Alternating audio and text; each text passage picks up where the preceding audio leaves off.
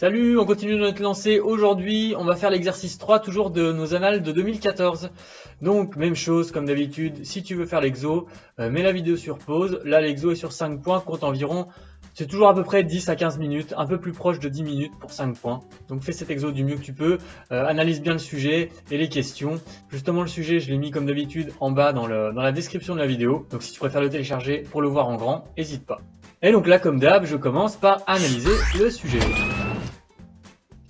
Alors, j'ai remis le début de l'énoncé sur la droite là parce que j'avais pas de place sinon. Donc, première chose qu'on me dit, voici un programme. Programme, vous l'avez vu, vous avez vu un chapitre qui s'appelle programmation ou algorithmie. C'est quelque chose qu'ils essayent d'introduire justement dans les programmes de l'éducation nationale de plus en plus parce que c'est très lié à l'informatique en fait. Toute l'informatique repose sur la programmation.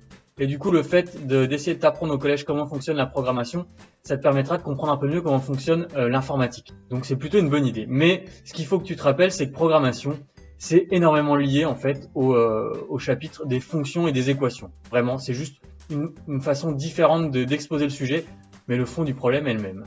Alors, je vais lire mon programme, donc choisir un nombre. Ce nombre-là, je vais le soustraire par 6 d'une part et le soustraire par 2 d'autre part. Je vais avoir deux nouveaux résultats et ces deux résultats, on me demande de les multiplier entre eux et là j'obtiens un troisième résultat. Voilà comment se lit ce programme-là. Maintenant je vais quand même lire la question 1. Montrer que si on choisit 8 comme nombre de départ, le programme donne 12 comme résultat. Et comment je vais réussir à répondre à cette question? C'est simplement en fait de la lecture, de la compréhension d'un programme. Là j'ai un programme. On me dit de choisir un nombre et dans la question, on me dit qu'on choisit le nombre 8. Donc j'ai juste à placer le nombre 8 et à faire les calculs. Donc c'est simplement des compétences sur le chapitre de programmation que ton prof a peut-être aussi appelé algorithmie. Ensuite, question 2. Pour chacune de des affirmations suivantes, indiquer si elle est vraie ou fausse. On rappelle que les réponses doivent être justifiées. Donc il faut quand même justifier. C'est pas juste dire vrai faux et puis passer à la question suivante. Proposition 1. Le programme peut donner un résultat négatif. Donc là il faut prouver qu'on peut avoir un résultat négatif avec ce programme-là. Proposition 2. Si on choisit un demi comme nombre de départ, le programme donne 33 quarts comme résultat. On choisit un demi. Et le résultat, c'est 33 quarts. Donc c'est pareil que la question 1 finalement, sauf qu'à la place de 8, on met un demi. Proposition 3, le programme donne 0 comme résultat pour exactement deux nombres.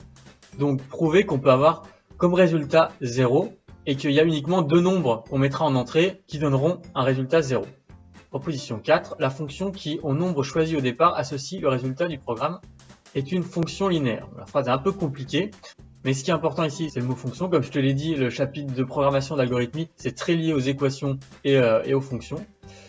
Et donc, il faut prouver que cette fonction-là, qui est qu'on peut représenter par ce programme, c'est une fonction linéaire. Ok, voilà les 4 outils qui nous seront utiles probablement dans cet exo. Allez, c'est parti pour la question 1. Alors, on me demande de montrer que si on choisit 8 comme nombre de départ, le programme donne 12 comme résultat. Là, il suffit simplement de comprendre ce programme-là qui est sur la droite. Et en fait de le réécrire avec le nombre choisi, c'est-à-dire le nombre 8. Donc je vais le faire, alors ça tu peux le faire directement au brouillon, au propre pardon. Là je vais le mettre dans la partie brouillon, mais ça va compter comme justification, donc mets-le dans ta partie au propre. Donc là le nombre choisi, mon inconnu, on l'a remplacé par 8. On me demande de soustraire ce nombre par 6. Qu'est-ce que ça me fait? 8 moins 6, ça me fait 2. Et de l'autre côté, on me dit soustraire par 2.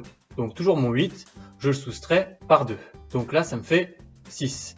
Et cette fois-ci, multiplier les deux nombres obtenus. Donc là, je lis simplement le programme. Donc là, j'ai mes deux nombres, je les multiplie entre eux, et ça me donne du coup 6 fois 2, ça fait 12. Ok, donc là, j'ai simplement choisi 8 comme nombre de départ, ici, et je regarde ce que ça me donne comme résultat. Ça me donne bien 12. Je réponds bien à la question. Donc soit tu mets directement ce programme-là comme justification de ta réponse et tu réponds à la question par une phrase, soit tu peux aussi directement écrire le calcul que tu as fait. Donc là, ce qu'on a fait, c'est 8 moins 6. 8 moins 6, on l'a multiplié par 8 moins 2. Et donc ça m'a donné, si je fais les étapes, ça m'a donné 2 fois 6, ce qui me donne 12. Donc voilà, c'est deux justifications possibles, mais celle qui est à gauche dans le brouillon là est certainement plus simple à comprendre. Et je vais quand même répondre par une petite phrase. Voilà, donc ça c'était pas très compliqué, il faut vraiment savoir lire un programme. Ensuite, question 2. Pour chacune de ces affirmations suivantes, indiquer si elle est vraie ou fausse. On rappelle que les réponses doivent être justifiées. Donc, proposition numéro 1, le programme peut donner un résultat négatif. Alors, comment je fais pour prouver que le programme va donner un résultat négatif? Là, je vais avoir du mal à me baser sur le programme qui est schématisé, mais je vais plutôt pouvoir me baser sur ce que j'ai écrit, le calcul que j'ai écrit juste au-dessus. Où cette fois-ci, on va pas choisir comme nombre 8, on va rien choisir, donc on va remplacer le 8 par une variable en fait. C'est là qu'il faut savoir écrire le programme sous forme d'une équation. Donc je vais le mettre, le programme pourrait s'écrire, si je remplace mon 8 par une variable, c'est-à-dire par x, il faut bien que tu définisses ce que c'est x en fait. Dès que tu vas commencer à l'écrire, tu peux pas l'écrire directement dans l'équation sans avoir dit avant ce que c'était x. C'est toi qui crée cette lettre-là, donc tu dois expliquer au correcteur qu'est-ce que c'est cette lettre. Donc là je l'ai dit, le nombre x, ça va être le nombre choisi. Donc là si j'écris maintenant mon programme sous forme d'une équation mathématique, j'ai juste à remplacer finalement mon 8 par x moins 6 fois x moins 2. Si je regarde mon programme, c'est bien ce qui se passe. On prend notre nombre de départ, on lui fait moins 6. On prend notre nombre de départ, on lui fait moins 2. Et on multiplie les deux résultats ensemble. Voilà mon programme écrit en expression mathématique. Donc ça, c'est exactement équivalent au schéma qui te donne dans l'énoncé. C'est juste un petit peu moins long à écrire, mais c'est peut-être aussi un peu moins compréhensible. Donc la proposition 1, je la relis, il me demande de prouver que ça, c'est négatif. Donc, il faut prouver que ce truc-là, x moins 6 fois x moins 2, c'est négatif.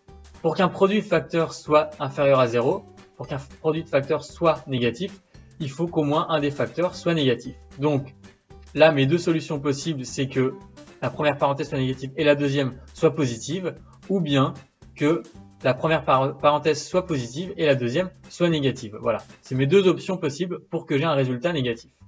Maintenant, il suffit simplement de tester avec certains nombres. Donc, on va tester avec des nombres simples. Si je prends x égale 0, ça me fait quoi dans la première parenthèse? Ça me fait moins 6. Donc, j'ai moins 6 fois, dans la deuxième parenthèse, j'ai moins 2. Moins 6 fois moins 2, c'est un nombre positif parce que moins fois moins, ça fait plus. Donc, ça ne nous intéresse pas. Si je prends x égale 1, ça fait 5. Ça fait moins 5, pardon. Fois 1 moins 2, ça fait moins 1. Hop. Ça me fait également un nombre positif. J'ai deux nombres négatifs, donc ça va pas. Cette fois-ci, si je prends x égale 2, j'ai 2 moins 6, ça me fait moins 4, et 2 moins 2, ça me fait 0. Cette fois-ci, mon résultat est nul. Si je prends x égale 3, je fais 3 moins 6, ça me fait moins 3. Je multiplie par 3 moins 2, cette fois-ci 3 moins 2, là j'obtiens un nombre positif. J'ai un nombre négatif, un nombre positif, donc là c'est bon. J'ai trouvé une valeur pour laquelle le résultat va être négatif. Donc là, il suffit simplement d'écrire que pour cette valeur-là, le résultat est négatif, donc la proposition est juste. Donc j'ai écrit si x égale 3, le résultat sera moins 3 fois 1 qui fait moins 3, ce qui est bien négatif. Donc la proposition est vraie. Le programme peut même donner un nombre négatif puisque j'en ai trouvé un. Ensuite, proposition numéro 2. Cette fois-ci, on me dit de choisir un demi comme nombre de départ et de voir si je trouve 33 quarts en résultat. Bon bah ça c'est exactement comme la question numéro 1, sauf que cette fois-ci, on prend plus 8, mais on prend un demi. J'ai juste à remplacer mon x par un demi. Donc si x égale 1 demi, j'ai 1 demi moins 6 fois 1 demi moins 2. Là je mets sous le dénominateur, c'est des soustractions de fractions. Ça devient 1 demi moins 12 demi multiplié par 1 demi moins 3 demi. 1 demi moins 4 demi, pardon. Et ça me fait moins 11 demi multiplié par moins 3 demi. Deux nombres négatifs multipliés entre eux, ça me fait un nombre positif. Je fais une multiplication de fractions et j'obtiens 33 quarts. Donc la proposition est vraie. Ensuite, proposition numéro 3. Le programme donne 0 comme résultat pour exactement deux nombres. Donc là, il faut prouver que mon programme peut donner 0 pour deux nombres. Bon, et ben, je réécris mon programme. Je pars toujours de mon programme sous forme mathématique.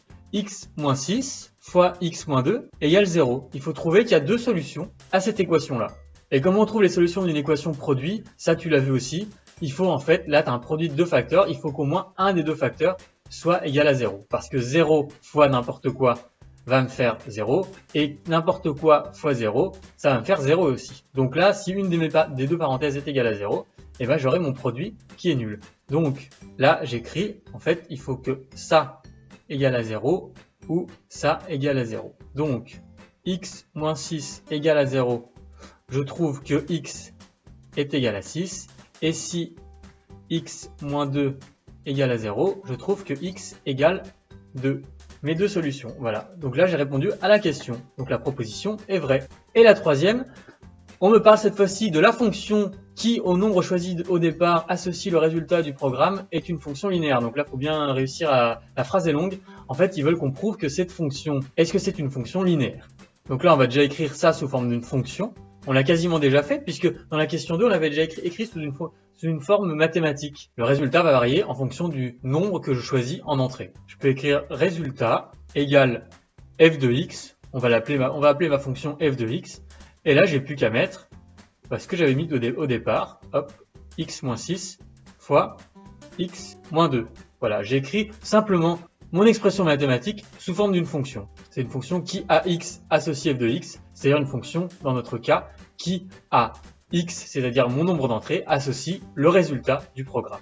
Et là, on te demande si la fonction que tu viens d'écrire, c'est une fonction linéaire. Fonction linéaire, tu as appris ce que c'était cette année. Elle a une forme particulière, la fonction linéaire. Je vais l'écrire à côté dans le brouillon. Si tu t'en souviens, c'est de la forme f de x égale a fois x. Là, visiblement, si tu compares ce que tu as écrit là avec a fois x, ça a l'air beaucoup plus compliqué que ça. On va quand même essayer de pouvoir faire quelque chose avec notre fonction pour être sûr que c'est pas une fonction linéaire, mais a priori, tu n'auras même pas besoin de le faire, mais je vais quand même le faire pour pousser l'exercice un peu plus loin. F de x, si tu fais la double distributivité ici, ça va te donner f de x égale donc x au carré. Là, je fais moins 2x, moins 6x, plus 6 fois 2, 12. Ce qui me fait x au carré moins 8x plus 12. Et là, on voit clairement qu'on n'est pas du tout de la forme a fois x, parce qu'à la limite, le a fois x, on pourrait le repérer ici. Ce serait mon moins 8 fois x. Mais j'ai les autres trucs qui m'embêtent. J'ai le x au carré qui est ici qui m'embête, et j'ai le 12 aussi qui m'embête. Donc c'est pas du tout de la bonne forme. Il y a des trucs en plus dans cette fonction-là. Et c'est pas du tout une fonction linéaire. Donc je peux l'écrire. La proposition est fausse, car notre fonction f de x n'est pas de la forme ax. Ça justifie parfaitement ma réponse.